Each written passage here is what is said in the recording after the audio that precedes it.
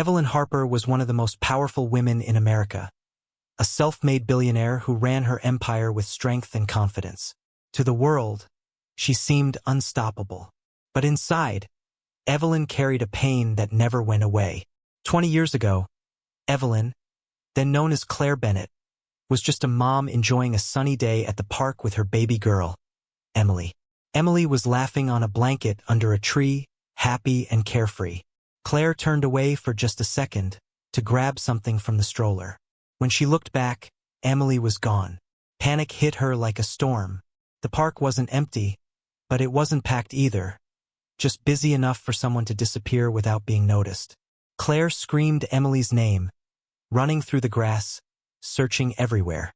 Strangers tried to help, calling out and looking around, but there was no sign of Emily. No sound, no trace, just an empty blanket left behind. That day changed everything. For years, Claire searched nonstop. She hired detectives, put up posters all over town, and even went on TV to ask for help. But no matter what she did, Emily was never found. Over time, Claire pushed her pain deep down and threw herself into work, becoming Evelyn Harper. She built an empire, but the hole in her heart never closed. Now, 20 years later, Evelyn sat alone in a small diner off Highway 83 in rural Texas. Outside, rain poured down hard, lightning flashing across the dark sky. Inside, the diner was warm and quiet, filled with the smell of coffee and soft voices. Evelyn wasn't here for business or fun. She just needed a break, a moment to breathe. But then she saw her. A young waitress moved between tables, balancing plates with ease. Her name tag said Lila. There was something about her smile, kind but tired, and the pendant around her neck. It was a silver chain with a special design engraved on it. Evelyn froze. She knew that design. She had made it herself for Emily. Evelyn couldn't take her eyes off the pendant. It wasn't just any necklace. It was a one-of-a-kind piece she had designed herself. 20 years ago, she'd commissioned it as a gift for Emily, engraving a celestial symbol that represented their unbreakable bond. She called it Eternal Stars, a reminder that no matter where life took them, they would always be connected. Her heart raced. Could this really be her daughter? Or was it just a coincidence? Evelyn tried to steady her breathing, but her mind was spinning. She watched Lila closely, searching for something, anything that might confirm her suspicions. Lila moved gracefully between tables, chatting with customers and refilling coffee cups.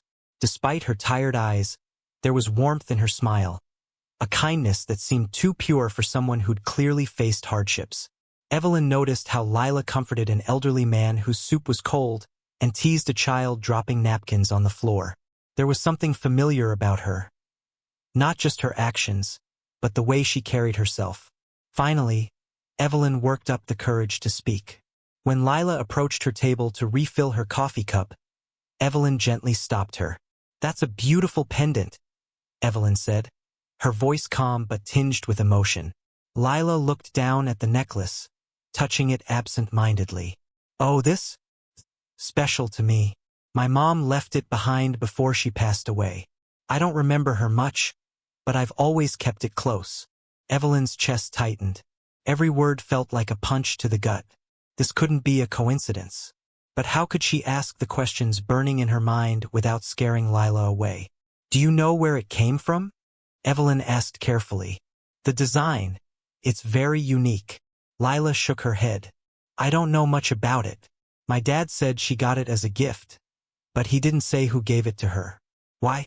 Do you recognize it?" Evelyn hesitated. She wanted to tell Lila everything, to grab her hand and explain the truth, but she couldn't. Not yet. Instead, she forced a small smile.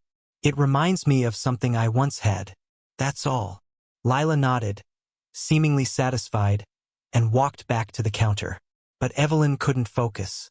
Her mind raced with memories of that fateful day in the park. The laughter, the breeze, the emptiness that followed. Evelyn couldn't leave it alone. She stayed in the diner longer than she'd planned, nursing a second cup of coffee just to watch Lila. There was something magnetic about her. something that made Evelyn's heart ache with both hope and fear. Every laugh, every gesture felt like a puzzle piece falling into place. When the dinner rush slowed down, Lila leaned against the counter, scrolling through her phone.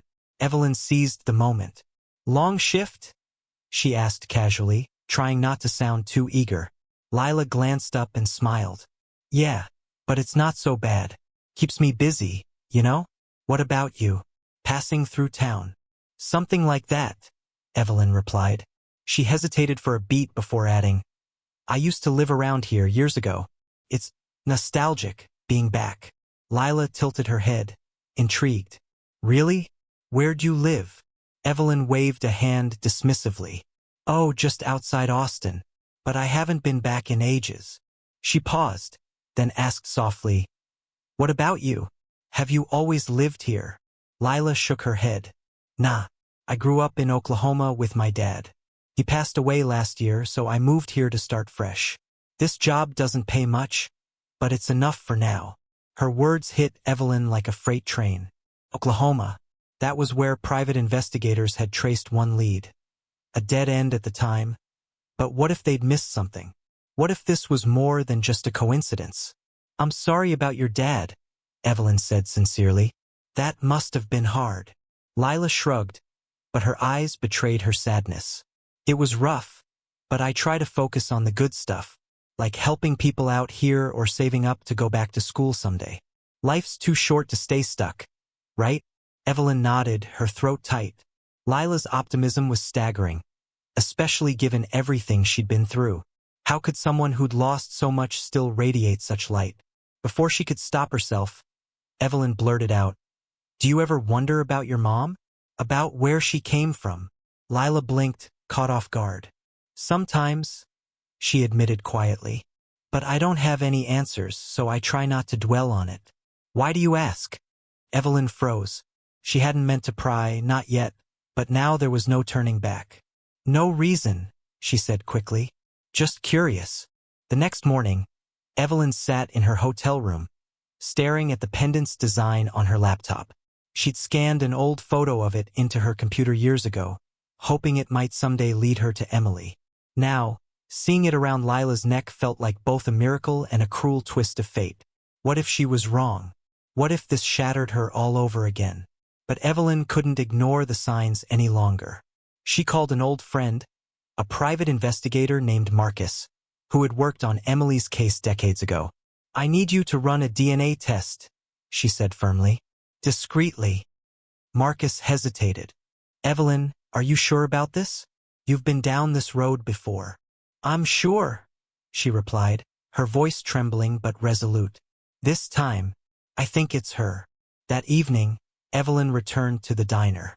This time, she didn't sit at a table. She went straight to Lila. "Can we talk?" she asked, her tone urgent. Lila looked surprised but nodded. "Sure. Is everything okay?" Evelyn led her to a quiet corner, her hands shaking as she pulled out a small envelope. Inside was a cotton swab. "I know this is going to sound strange," she began, "but I need you to trust me. Can you give me a DNA sample? Just swipe this inside your cheek." Lila frowned, confused. "Why? What's going on?" Evelyn took a deep breath, tears welling up in her eyes. Because I think you might be my daughter." For a moment, Lila just stared at her, stunned. Then her face shifted from shock to skepticism. "Wait, what? That's impossible. My mom. Your mom wasn't your biological mother," Evelyn interrupted gently. 20 years ago, my baby girl was taken from me. Her name was Emily, and that pendant you're wearing, it belonged to her." Lila's hand instinctively went to the necklace, her fingers trembling. "You're saying I'm Emily?" "I don't know for sure yet," Evelyn admitted. "That's why I need the test. Please, Lila, if there's even a chance." After a long pause, Lila nodded slowly. "Okay, but if this is some kind of prank or mistake." "It's not," Evelyn promised. "I swear it's not." 2 agonizing days passed before Marcus called with the results. Evelyn paced her hotel room, her heart pounding. When the phone rang, she answered immediately. "It's a match," Marcus said quietly. "She's Emily."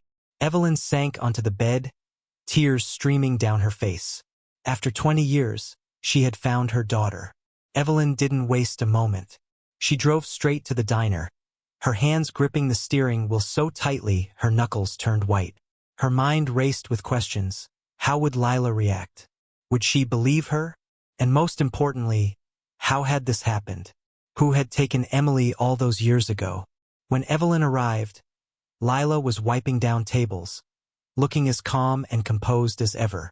But when she saw Evelyn walking toward her, her expression shifted to one of nervous anticipation. "Is it done?" Lila asked, her voice barely above a whisper. Evelyn nodded, tears already welling up in her eyes. "It's you, Lila. You're my daughter." For a long moment, Lila just stood there, frozen. Then her knees buckled, and she sank into a chair, clutching the edge of the table for support. I don't understand," she stammered. "How is this even possible?" Evelyn sat across from her, reaching out to take her hands. 20 years ago, someone took you from me. I've spent every day since then searching for you. That pendant, it was mine. I made it for you." Lila's fingers instinctively touched the necklace again, her mind struggling to process everything. "But my dad, he raised me. He told me my mom died when I was little." Evelyn's jaw tightened. "He wasn't your biological father, Lila. Someone gave you to him after they took you from me.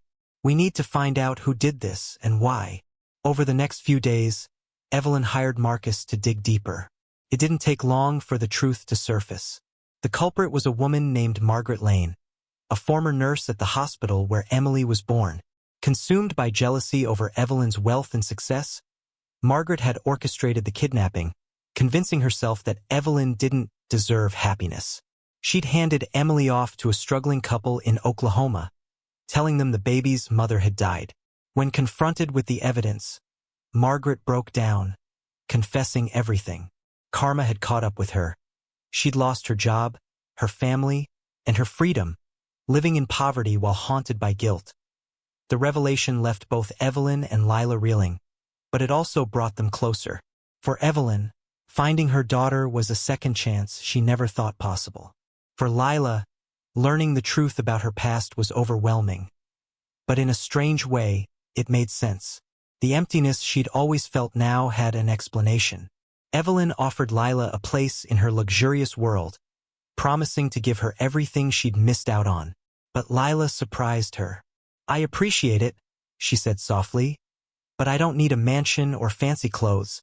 What I want is to help people, like you helped me." Together, they decided to use their story for good.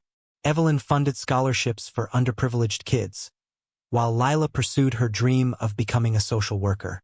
They worked side by side, rebuilding not just their bond but also lives shattered by hardship. In the end, their journey proved that love conquers even the deepest wounds, and that kindness, no matter how small, can create ripples of change. As mother and daughter stood together, hand in hand, they knew their future would be brighter than ever before.